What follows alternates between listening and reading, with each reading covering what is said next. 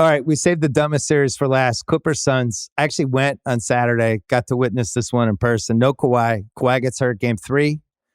They're like, well, I theorized to Rob Mahoney's maybe he's resting for game 4. Nope. Turns out his knee swelled up. The mood in the stands. After game 2. Game 2, yeah, his knee swelled up. They thought, oh, we'll give him a game off. Nope, doesn't play either game. The mood in the stands was pretty grim, Russillo. I've had season tickets since the 04-05 season. I've gotten a pretty good feel for the atmosphere in the room. And people really like Westbrook. You know why? Because he fucking plays hard and he plays every game. And it's an improbable comeback. I know we've talked about it on both of our pods, but the main thing is he would have played all 48 minutes if Ty Lue had kept him out there.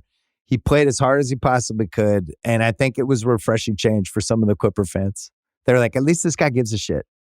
I know Kawhi's hurt, whatever, but it's just when you hand your franchise over to a guy who basically plays whenever he wants, who keeps everybody in mystery at all times on what his physical health is, and they knew what they were signing up for, and then they re-signed up for it in September. They signed up for more of it. And this is kind of what you get.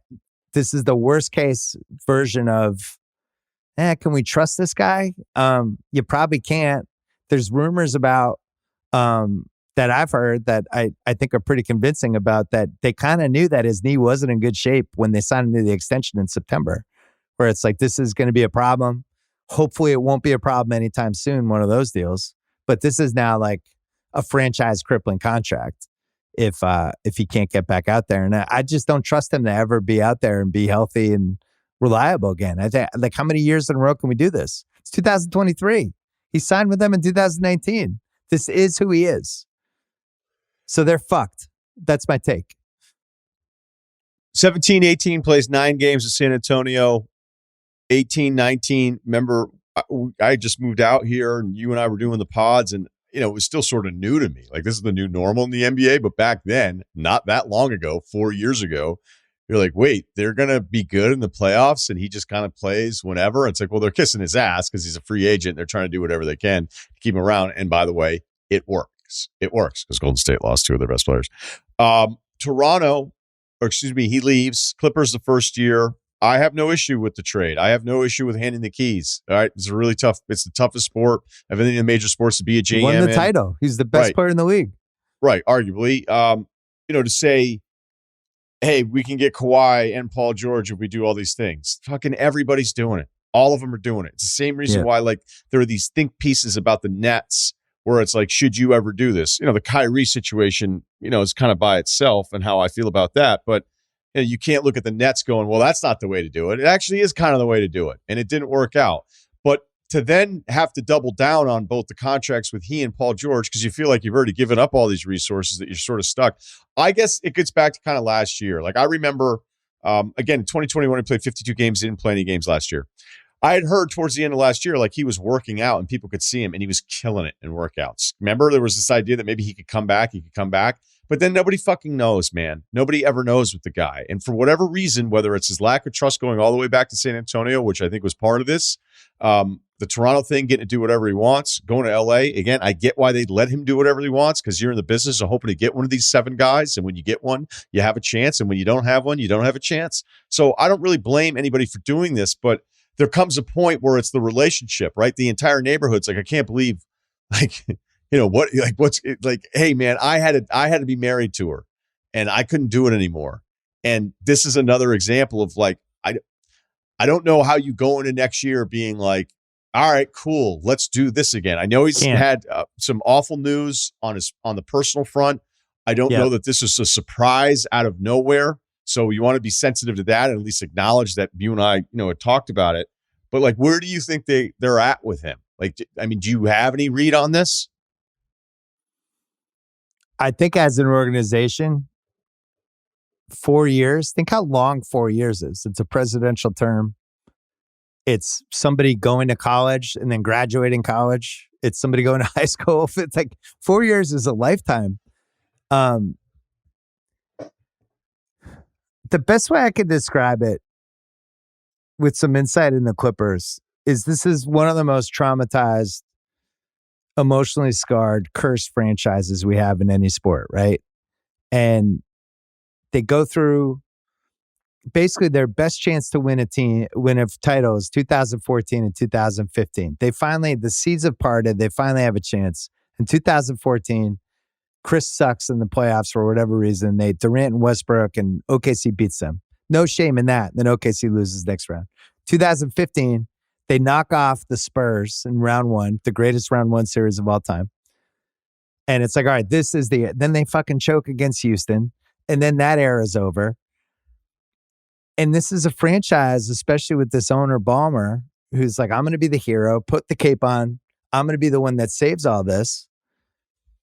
And you start getting desperate. And when people get desperate, it's like in real life, right? You have a friend who can never find the right, person who's been divorced a couple times and just has bad taste in the opposite sex.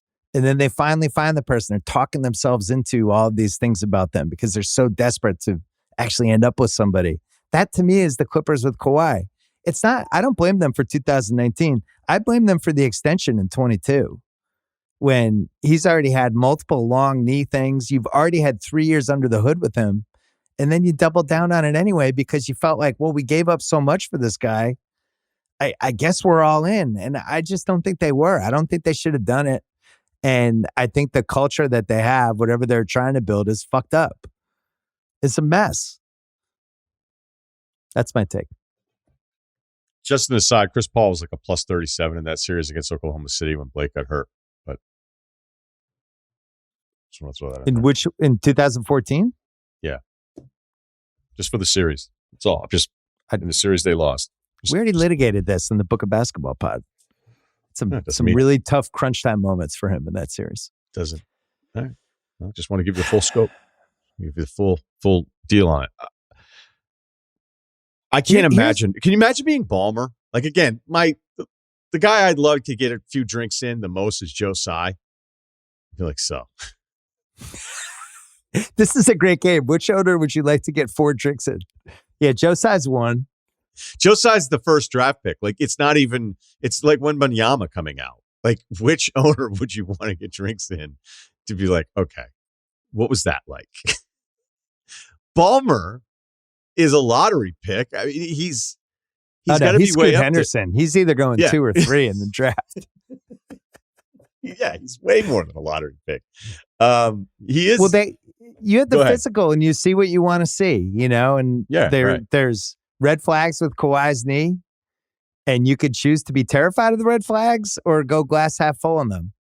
Like the ultimate example of this was Brandon Roy when he got drafted. There are some teams who didn't even have them on their boards because it's like that guy's knee. Their doctors are going, that guy's knees are done. He might play 3 years, he might play 6, but no knees. And then other teams looked at it and goes, well, we might be able to get 12, 13 years out of him. Who knows? Well, it was the Michael Porter Jr. thing, which ironically is why Ballmer was so upset about it, because it was like, wait, we had 2 picks and we passed on him. Right.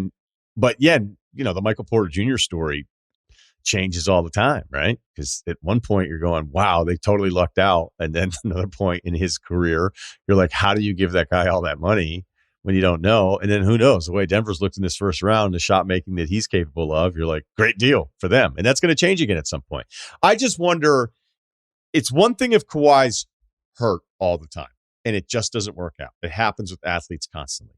But is it really as bad as the rumblings of like, we know you're different. We know you're on your own program.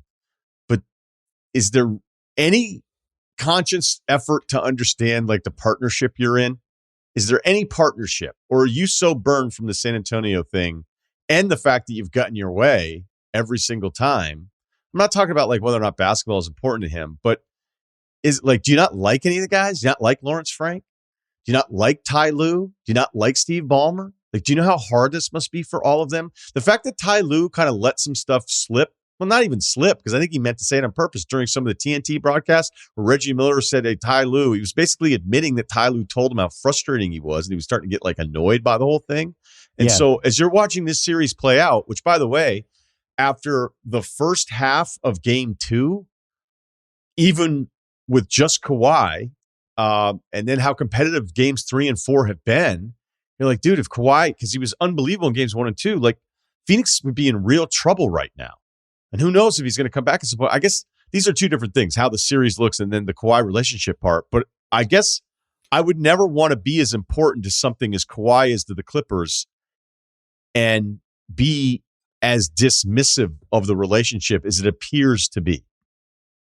If that's true or not. I don't know. I mean, you hear I think it's really tough to have a team where somebody is treated this differently and just operates by their own set of rules when it's supposed to be a team where there's some sort of cohesion and chemistry. Whatever the sport is. This is always when it goes sideways. Like we've seen it, in football, we've seen it in whatever. When somebody wants to be special, treated special, do their own thing, trust their own people, and just basically dole out the info whenever it's okay for them to dole it out. It's not a way things should operate. So I think, but it's how they operate now in this league. The GMs. This is the owners, worst version of it, though. Right, but I, you know this. The teams are scared to death of pissing off their guys. Well, in this case, what are you scared to death of pissing off? It's year one of a 4-year deal for like $180 million, and the guy barely plays. And then if you're looking big picture from a Clipper standpoint, they've never made the finals in the entire history of the franchise. This was easily their best shot. And you go right from when the pandemic starts, it's just been a comedy of errors ever since. And there's been excuse every single year for why this didn't work, why this didn't work, why this didn't work. And now we're heading into the mid-2020s. And FYI, there's no scenario where it's going to work now. Because every year he gets older and the injuries pile up. Paul George, has had some pretty major injuries too, not to mention he's got a steel rod in his leg.